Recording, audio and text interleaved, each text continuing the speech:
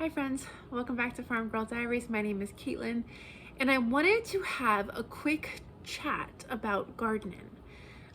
One of my nearest and dearest friends wants to do a garden this year and we've been kind of going back and forth, and what seems so straightforward to me and so simple to me, she's asked all these questions that I had to figure out when I first started gardening too. And I thought this would be a great opportunity to do a video that would help her, but then do a video that would maybe help anyone else who wants to get into gardening and is scared and doesn't know how to do it. So this is just gonna be a quick chit chat, grab a drink, sit back, and let's see if we can answer all those questions that come up with, you're gonna start gardening for the first year, how do you do it? So the first thing I'm going to say when it comes to gardening is there are two rules that I live by that I think in order to garden you need to live by as well. The first one is seeds want to grow. Seeds want to grow. All you have to do is give them dirt, give them water, and give them light, and they will grow. That leads me to the second point. The second point is seeds will die. Plants will die. You will mess up. But the key is you have to realize why you messed up, and you have to be willing to look for the mistake that was made. And then sometimes the mistake is something where it kills the plant, but sometimes the mistake is that the plant wilts and you see it and you can act and you can bring the plant back. Or maybe instead of getting 10 pounds of tomatoes, you get 5 pounds of tomatoes, and you know what you need to do next year to kind of boost up your harvest. So I really think you need to have the confidence that as long as you give your plants soil, light, and water, they're gonna do something. Whether you don't give them light that's close enough and they get leggy, which we'll talk about, or whether you don't give them fertilizers in the soil and they just kind of don't grow, that we're gonna talk about too. But everything you do, you will be able to figure out a plan, figure out how you want to change it for next year. Okay, so let's kind of dive into how are you going to garden. So right now it's April 3rd and I'm in zone 7A, and I am getting ready to put my brassicas in the ground. I already put seeds in the ground in the terms of peas and carrots and beets. And then this weekend I'm going to put my plants in. So I have broccoli starts, cabbage starts, cauliflower, lettuces. All of these are seeds, or all of these are plants that I started, and I'm now going to put them into the ground. So one of the questions that my friend is asking me is she wants to start seeds. So one of the things that she got was broccoli. And so she's in, I think she said she was in zone 5A. And so it's not quite her time to put brassicas in the ground, but does she still have enough time to start seeds? So here's one of the really big things that if you're gonna start, if you're very serious about starting a garden, then do a little bit of research on when you can start a garden and when you can start certain things. If you're gonna buy any book when it comes to gardening, I highly, highly, highly recommend Square Foot Garden by Mel Bartholomew. Even if you're not interested in square foot gardening, this book has so much information. It is honestly the book that I learned how to garden out of. In this book, he has charts, he has timetables, he tells you exactly what temperatures you need, how many days based at a certain temperature it takes a seed to germinate. This is the most perfect starting point if you are looking to garden and you just have a lot of questions. Really, really highly recommend. But the guidance that I'm giving to my girlfriend is we're kind of in this little like tricky area. So for me right now, I'm putting starts in the ground. So there are spring crops and there are summer crops. There are cool weather crops and there are warm weather crops. And the reason that we start plants inside a lot of times is to get a jump start on the season, to get a bigger harvest. So let's look at peppers for an example. Peppers are warm weather crop. They really excel at 70 to 80 degrees and above. If you put a pepper about 50 degrees, Any temperature under 50 is going to stunt that pepper. And between 50 and 60, around 60 degrees, your pepper's not going to thrive. It's not going to die, it's going to grow, but you will really see those peppers really take off around July and August when you're hitting 90-degree temperatures. So peppers have a long growing season, and as soon as they start producing peppers, as long as you're harvesting them, you can keep that pepper to produce the pepper. The whole point of the plant is to produce this fruit to eventually reproduce the plant. It produces the fruit has seeds inside. If that fruit would fall to the ground, it would spread its seed and that pepper could grow again next year. That's the whole purpose of a plant, is to reproduce. So if you keep picking those peppers, it'll keep putting off peppers. So that's one of the things with plants. Always continue to harvest. If you stop harvesting, it sends a signal to the plant, hey, we still have seeds on here. They're not taking them. We've done our part. We've reproduced. We can stop setting fruit. So with that pepper, okay, if I were to plant that pepper seed in the ground, now I couldn't plant it in the ground again before we have above 50 degrees, even at night, because again, that would stunt the plant. It wouldn't grow if it hit 50 degrees. I couldn't really get the plant in the ground until probably closer to Memorial Day. And peppers do grow a little slowly. They take about 2 weeks to actually make their movement from the seed to a little plant. And then they do take some time. So if I were to put a seed packet or a seed in the ground, let's say Mother's Day, I'm putting a pepper seed in the ground, I wouldn't have a pepper producing plant, honestly, until probably the end of August, maybe mid-August. It would take some time for that pepper to grow and then to get to the point where it can start producing fruit. However, I started my peppers back in January. So by the time that Mother's Day comes, I have plants that can go in the ground. So I've gotten a big jump start on collecting that fruit. So for me, if I was to start that pepper seed in the ground at Mother's Day, my pepper harvest would be much, much, much smaller than what it currently is by starting seeds. Okay, so that's the first thing to take note of. That's one of the reasons that we start seeds inside and then we transplant plants into the garden. Instead of just direct seed and a lot of things, that's one of the reasons why we do plants. Number 2 is one of the ones that my girlfriend is asking about is broccoli. So she got broccoli seeds and she wants to start broccoli seeds right now. She wants to grow her own plants and put broccoli seeds in the garden right now. And here's the thing that I told her. Go ahead and do it. Let yourself experiment. It's just a couple of seeds. The worst thing that happens is you don't get a harvest, but now you've learned something and you've made that you've gained the knowledge. I can spout this from the rooftops for months and months and years, and people don't really believe me or don't really learn it until they experience it themselves. So there's a lot to be said in your own hands-on experience. And what works for me may not work for you. I have absolutely seen people say the things that I do shouldn't work and vice versa, and it just does. So you really have to learn what works for you. But so with her and her broccoli, she got broccoli seeds and she wants to start her own plants. Broccoli is a cool weather crop. So right now we're kind of in the cool weather. Broccoli, when it gets above probably like 80 degrees, broccoli will go to seed. Things like broccoli, cabbage, cauliflower, lettuces, kales, peas, when it gets too warm, they go to seed. So everyone thinks when we're gardening in the summer, but you can't garden in the summer. A lot of times, like right now I'm getting ready, like I said, to put my brassicas in the ground. And I keep telling people I'm going to plant in the garden this weekend. And everyone's like, you can't plant before Mother's Day because our last frost is the week before Mother's Day. You can't plant anything before Mother's Day. It'll just frost and it'll die. Well, if I waited until Mother's Day to put my broccolis and my cabbages and stuff in the ground, I would never get a harvest. It would get too hot here and all of that will go directly to seed. So that's another reason why you need to be careful if you're thinking about starting a garden now. Do you need to start the seeds or can we just buy the starts? So where she is, she still has snow on the ground. So I said, you might be playing with it a little bit. Go ahead, try it, see what happens. But if you're in zone 6, zone 7, or zone 8, your time for starting these brassicas is done. You just need to go ahead, if you want to start a garden and you haven't started those seeds yet, go ahead and buy the plants.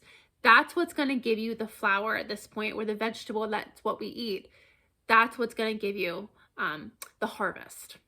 In this book, this Square Foot Gardening book, there is a lot to be said. There's a lot of charts, there's a lot of timetables about, should you direct sow this, should you buy starts, or should you start it inside? So that's again another reason that I really highly recommend checking out this book. So make sure, if you're starting a garden this year and you're kind of, I want to start a whole bunch of different things, go ahead and do your research on cool weather crops and summer crops. What are spring crops and what are summer crops?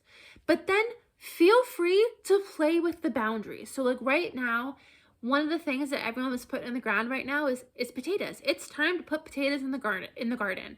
And I will be completely honest, I'm not putting potatoes in the garden this year in the spring. And I have a lot of anxiety. Like I feel like I'm missing out because I'm not out there planting potatoes. But I hate, my potatoes come in around the middle of July, which is the hottest time of the year for me. In the middle of July in Pennsylvania is the worst. I hate digging potatoes in the middle of July. I love digging potatoes. I think it's so fun. But in the middle of July, it's hot, it's sweaty. There is no break from the heat. It's not like you're gonna have a whole bunch of hot days and then you're gonna get like a nice day that's gonna be perfect to dig the potatoes. It's just miserable. And every single year I dread pulling my potatoes because I know how hot and sweaty I'm gonna be. And there's mosquitoes, so I have to wear long sleeves so I'm not getting bit up. It's miserable. So last year I experimented. So I did my spring crop, hated every second of pulling them. And then I planted a fall crop in July. So when I pulled the first round of potatoes, I put a new round of potatoes I just bought from the grocery store. I put them in the ground. I'm like, let's see what they do. And they gave me a huge harvest. And I thought that was so exciting. So that's what I'm doing again this year. I'm not planting my potatoes until the middle of July. I'm just gonna go to the grocery store and buy potatoes from the grocery store. I'm gonna put them in the ground. They're gonna give me a big harvest. And then what's nice is I have these fresh potatoes to go into the holidays. So this year, my fall potatoes, I harvested them about like the middle to the end of October. I harvested them like days before our projected freeze. And I had fresh potatoes for Halloween, but mainly Thanksgiving and Christmas and New Year's. And that was worth it for me. So that's what I'm doing this year. So there is something to be said about experimenting and trial and error. See what happens. Again, the worst that happens is you don't get a harvest. And that's not the end of the world, especially when you realize, maybe I did something wrong, maybe this, maybe that. You can figure out what happened that you didn't get the harvest from. Another question my friend has in getting started with gardening this year is she's very confused about what you direct seed, what you start inside, when you need to buy plants. She's really kind of confused on what to do when. And again, the best piece of information or the best piece of guidance that I could give you is you just need to try. You just need to do it and see what happens. So I'll give you some of my things that I've learned. But again, so many of these things are not going to stick in your head until it actually happens to you. So number one, things like carrots, root crops, carrots, beets, rutabagas, turnips, radishes. These direct seed. You don't need to start them inside. Direct seed, root crops don't like their roots disturbed. Things like green beans and butternut squash, I typically, not always, but typically like to direct seed. Green beans and butternut squash are and zucchinis on that list too. I do start zucchini inside. Cucumbers, another one. They're great to direct seed. They grow super quickly. They germinate really quickly. And two, they get big fast. So if you're starting them inside to like start as a starts, typically you start everything 6 to 8 weeks before your last frost. You don't want to do that with your zucchini, with any of your squash, with your cucumbers, with your green beans. They will grow too quickly and they will quickly outgrow the space that you've given them. So those are things that typically I just like to direct seed. Zucchini is one that I do like to start as starts. I'm not always successful. I don't always have space for them, but if I do like to start them from starts because zucchini is a plant. It's a summer crop, but it is a plant that really gets pests for me really bad by like July. So I can keep zucchini going up through probably the middle of July, and then by the middle of July, there is a bug called a squash borer, and it will basically decapitate my plant. So my zucchini is still producing, but it gets decapitated, so it stops producing. So by starting my zucchini earlier, by starting it inside, I'm able to get more of a harvest out of it. Not because it's growing still, but because if I were to start it as a seed in the garden, I would eventually get less because the pests would find it soon. Right? The pests are still going to find it on that middle of July date like they do every single year. So I want to get as much zucchini before that date as I possibly can. Again, things that you're just going to learn for your own garden. Tomatoes and peppers. I love starting them as starts. Again, it just saves you time, especially if you don't have a long growing season. If you are up north, zones, definitely zone 1, zone 2, zone 3, zone 4, if you don't have a long enough growing season, you physically can't put a pepper seed in the garden and have it grow from seed to production in your growing time period. So that's one thing you need to be aware of. What is your growing time? For me, I go from early April to about early October. Some people have even longer growing. Obviously, the South has longer growing seasons than I do, but you need to know what your growing season is, and then you can kind of figure out, okay, if my growing season is 90 days and a pepper takes 75 days to reach maturity, then I'm only going to get about 20 days, 15 days of actual peppers. And peppers don't produce like that. They do, but you want more than that. Other things I figured out, for me, lettuces. I have direct sowed lettuce every single year for years. Love it. Lettuce is something you just cut it when you want it. Take scissors and literally cut it. Take the lettuce you want, and what you leave in the ground will keep growing. I love that. I think it's great. Last year, that was the first year that I actually started lettuce seeds inside and I transplanted them out. And what I did by transplanting these individual lettuces out, mesclun mixes, arugulas, all that stuff, I was able to have a more uniform bed. And I really liked that. I liked the look of a uniform bed of lettuce. That was really appealing to the eye. So I'm doing that again this year. But again, that's not even a personal preference. I just thought that looked cool. But if I didn't have the seeds started already, right now, I know I'm a cool weather crop. I know how fast they grow. I know I can put them in the ground, sprinkle them in the ground, cover them lightly, and they would grow, and I would be able to have lettuce, a lot of lettuce, before it got too hot and that lettuce bolted. Third question that my friend had was in regards to, like, it's just so overwhelming. What kind of soil do I use? How deep do I plant them? Just so overwhelming. And here's the guidance that I have for that. When it comes to soil, soil is soil. I start my plants typically in just a regular pot and mix. But when I'm making beds, when I'm filling pots, when I'm doing all that stuff, I like to make my own blend. I do a mix of topsoil, mushroom soil, worm castings, some fertilizer, maybe throw some cow manure into there. Just kind of get your own blend of good things for your soil. And then when you start your plant, when you start your plant, the rule is that a seed, you bury the seed twice as deep as it is wide. So some seeds are bigger, like a pepper seed is pretty big, so it can go a little bit deeper, but by a little bit I'm talking like, like that much deeper, maybe like this much deeper. Whereas very small seeds, like carrot seeds, are so small, fennel seeds, so small, you just barely want to cover them. Some seeds require light, so you want to take a look at the back of your seed packet and see if it says it'll tell you if it requires light to germinate, and just follow those instructions. But if you're at all concerned, always err on the side of planting shallow. Don't plant them too deep. And again, if you're at all concerned, put them on the soil and just sprinkle some dirt on top and pat it in, and you should be just fine.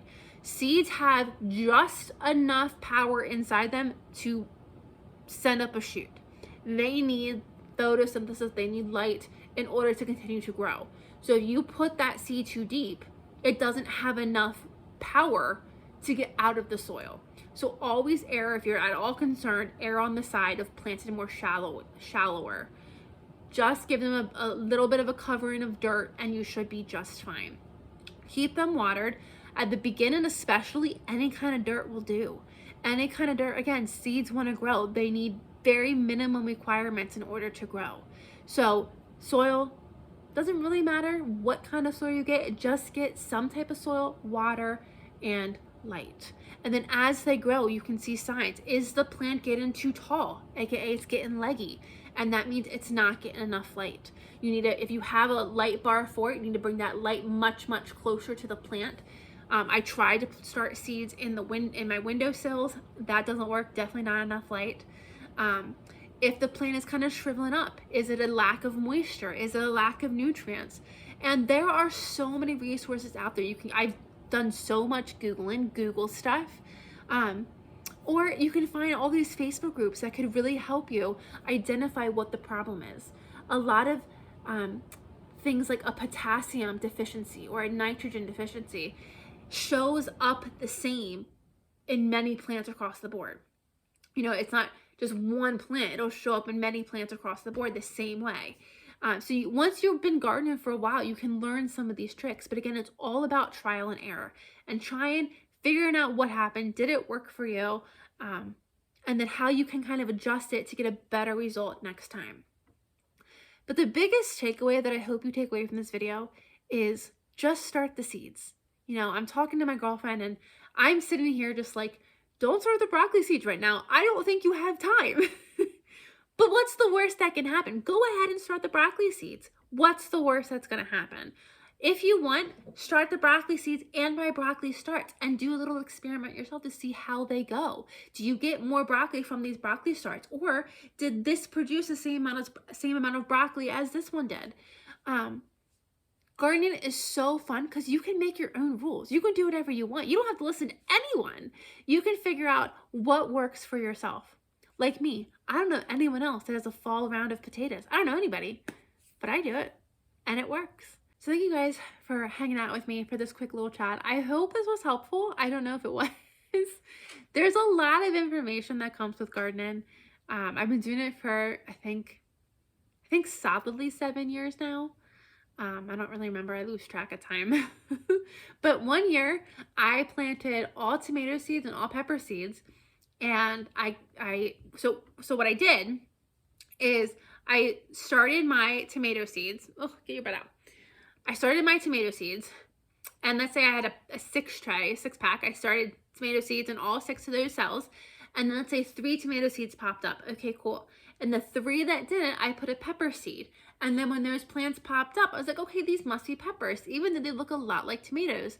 And I spent the entire like late winter, early spring keeping those tomatoes and peppers separate, so I knew what I had. And so I had like 20 tomato plants. I probably had 20 pepper plants, even though the peppers looked exactly like tomatoes. But I was so new to gardening, I wasn't exactly sure. Could I have Googled it? Yes.